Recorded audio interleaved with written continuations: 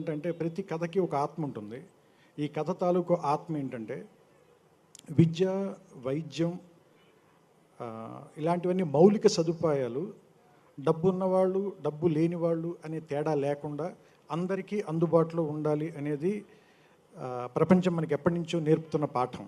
కానీ వాటిని వీలున్నంత వరకు జనానికి దూరంగా తీసుకెళ్ళిపోయే ప్రయత్నం మనం ఎప్పుడూ చేస్తూనే ఉంటాయి జనం. అది ఏ ఇజమైనా కావచ్చు, అది క్యాపిటలిజం కావచ్చు, మరొక ఇజం కావచ్చు, మరొక ఇజం కావచ్చు. అందులో భాగంగానే చదువు ఎందుకు మనిషికి చాలా ఇంపార్టెంట్ అంటే, ఒక మనిషి జీవన శైలిని మార్చగలిగేది చదువు మాత్రమే.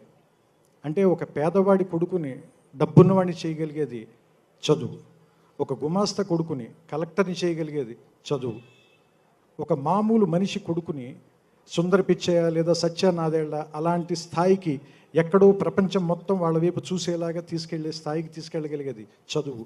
అంత గొప్ప ఆయుధాన్ని కేవలం డబ్బు మీకు లేదు అనేటువంటి ఒక కారణం మూలంగా దాదాపుగా దిగువ మధ్యతరగతి కుటుంబాల్లో ఉండే వాళ్ళందరూ కూడా ప్రొఫెషనల్ ఎడ్యుకేషన్ వైపు వెళ్ళేటప్పుడు 10th తర్వాత దగ్గర నుంచి +1 +2 దగ్గర నుంచి కూడా చదువు అడుగడుక్కి దూరం అయిపోతూ ఉంటుంది. ఇప్పుడైతే ఎల్కేజీ యూకేజీల దగ్గరే దూరం అయిపోవటం మొదలుపెట్టింది.